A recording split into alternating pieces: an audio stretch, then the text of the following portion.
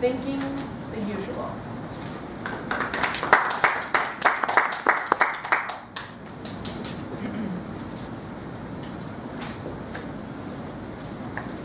Fellow Toastmasters and honored guests, I'm very excited to talk to you about this subject tonight, rethinking the usual. The reason I'm excited about it is there's a book out right now that is interested in getting us as people to rethink the usual. Now, each of us has thought a lot about our daily lives. David was talking about how what he stated was there's only one truth out there. Okay, so that's David's thinking. And some people say things like love means never having to say you're sorry, or the customer is king, or to do great things you need to build a really great team. You know, and some of these things need to be evaluated. Love means never having to say you're sorry. Well, excuse me, if you've ever been in love, you realize you make a million mistakes with your loved one, and if you never tell them you're sorry, they don't understand that you realize you hurt them and that you want to make up with them. So, you know, we need to question these things, and several of you in Table Topics tonight, you're talking about that. Some things are kind of all around us, and we get kind of convinced that they're accurate. Okay, so let's take the customer is king. In sales, how many times have you heard the customer is king? Would anybody like to? Whole bunch.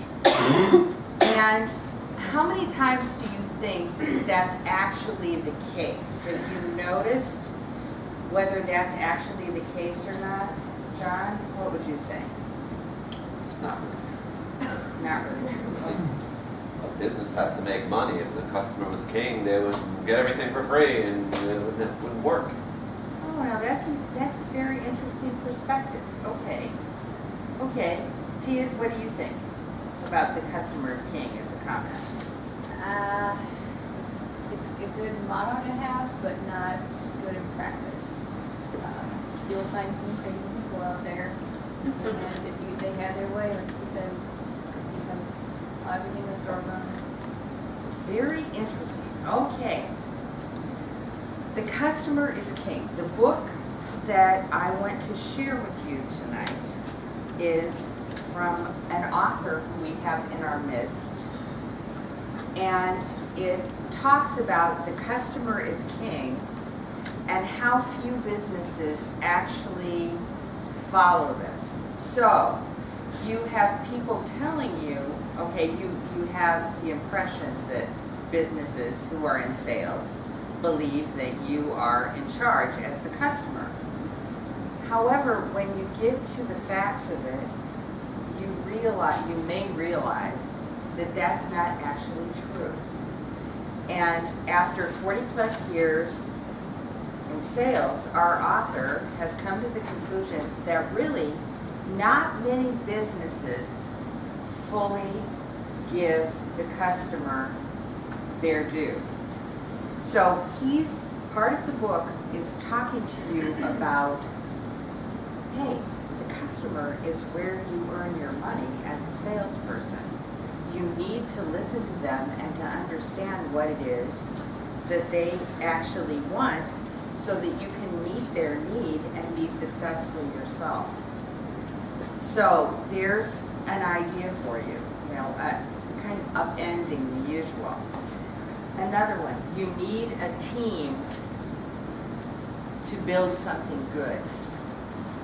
I grew up with a father who was in sales, and he would say to me after I almost fell into a trap there. He would often say to me, I'm on your team. Well, as a little girl, what the heck did that mean to me? My dad was on my team.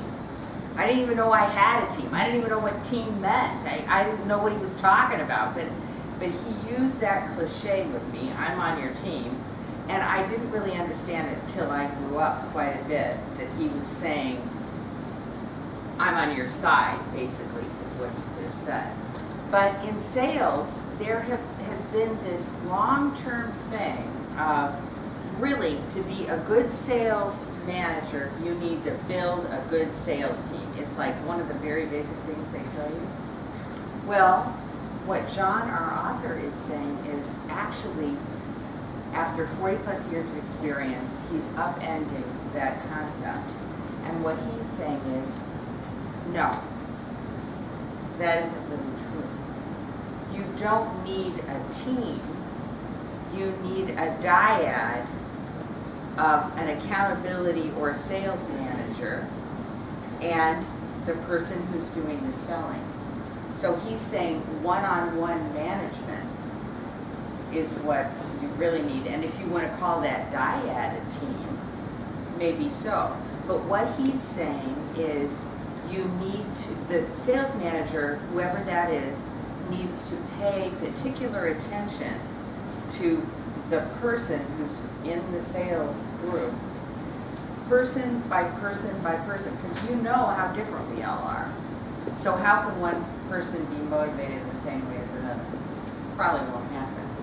So if you want to learn a lot and have many of your ideas overturned, if you want to make money and grow as a salesperson, in this case, this book is for sales managers, but it talks a lot about being a salesperson and how that dyad works.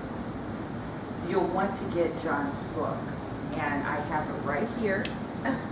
Take all the orders, no problem.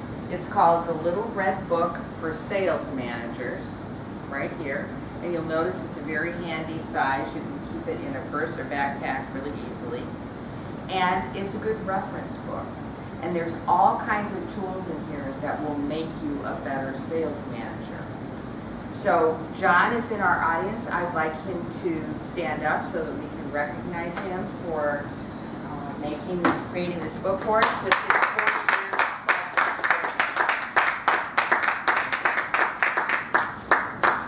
So please go out and buy this book. It's available everywhere, and especially through John. Yeah.